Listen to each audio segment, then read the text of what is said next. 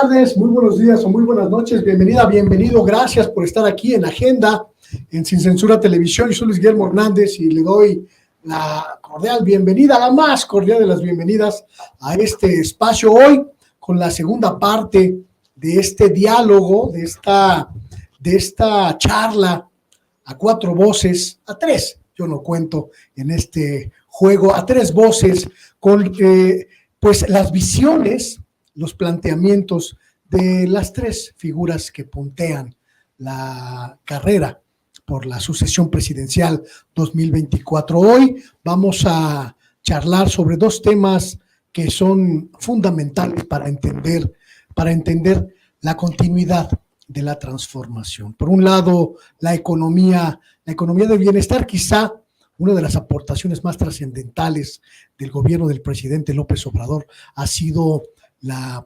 revolución presupuestal que trasladó el gasto público, el gasto del gobierno a las áreas de la recuperación social para millones, decenas de millones de mexicanas y mexicanos que hoy tienen una nueva perspectiva de vida con los apoyos de programas sociales, con la recuperación de las estructuras de sanidad, de educación pública, etcétera. Y también la materia quizá más sensible del gobierno federal, la seguridad pública. ¿Qué hacer con el ejército mexicano? ¿Qué hacer con la Guardia Nacional? Y para ello, continuamos esta charla con los tres políticos, las tres figuras que nos acompañaron el día de ayer. El diputado Daniel Cibaja, también está con nosotros Ricardo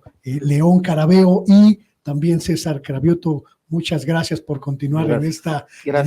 Gracias por la invitación. Y muchas gracias también a usted por continuar con este ejercicio. La primera pregunta en este sentido, la economía de bienestar, Ricardo, es una estrategia que ha permitido la consolidación de la transformación en lo social, pero también que ha dado una nueva forma de entender el gasto público en materia de reestructuración y en materia de redirección del gasto hacia los programas sociales. ¿Cuál sería en este sentido la idea o el planteamiento de Adán Augusto López Hernández en este sentido? Profundizar la economía del bienestar, revisar el gasto público.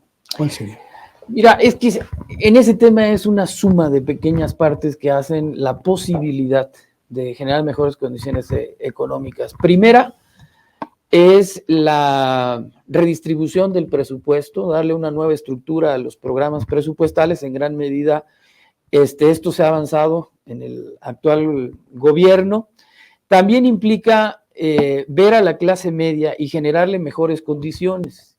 Esto implica también que se genere la infraestructura necesaria para que se dé el desarrollo. México es un mosaico de muchos Méxicos, ¿no? La realidad de Tabasco muy diferente a la realidad del norte, la realidad de la frontera norte muy diferente a la realidad de la frontera sur que tiene Chiapas y Tabasco. Entonces, en este sentido, la estrategia debe ser diferenciada y acorde a cada una de las grandes regiones, privilegiando un segmento que sería el sacar al mayor número de gente de la pobreza e incrustarla a las actividades productivas. Eso se logra con el fortalecimiento del sector primario que durante el periodo neoliberal se vio disminuido, ¿no? Hay estados donde el sector primario llegó a tener una disminución hasta del 30-35% de su estructura.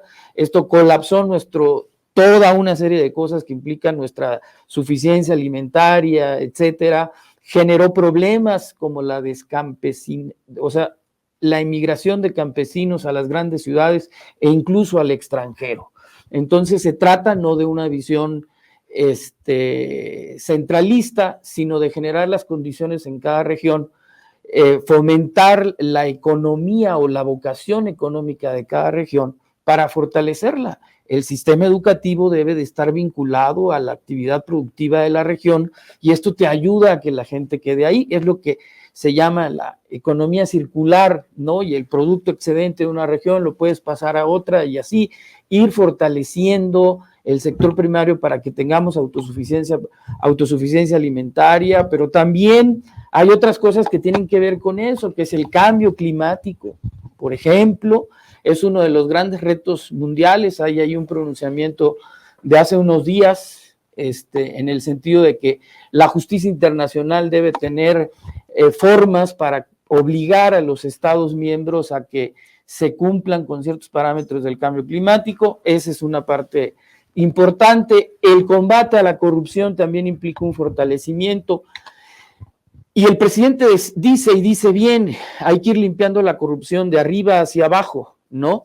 Y esto va mandando mensajes y permeando hacia la estructura social y hacia las diferentes capas, hasta que lleguemos a que realmente el presupuesto cumpla con su finalidad social, que cumpla con la finalidad de generar mejores condiciones de vida y una distribución equitativa. Hay que fortalecer a las actividades que permitan, porque aquí hay un estudio del INEGI muy interesante sobre la clase media, y te dice, la clase media depende de su capacidad de ingreso para poderla considerar clase media. Entonces, lo que tenemos que hacer es cómo se genera esta mejor capacidad de ingreso con educación a largo plazo, inmediatamente, y también en esta mejor calidad de vida, teniendo un mejor sistema de salud, sí el mejor sistema educativo, sí la infraestructura urbana y rural. Hay clase media en las ciudades y también en la clase media rural. Y curiosamente los grandes capitales no se mueven en el sector primario, ¿no?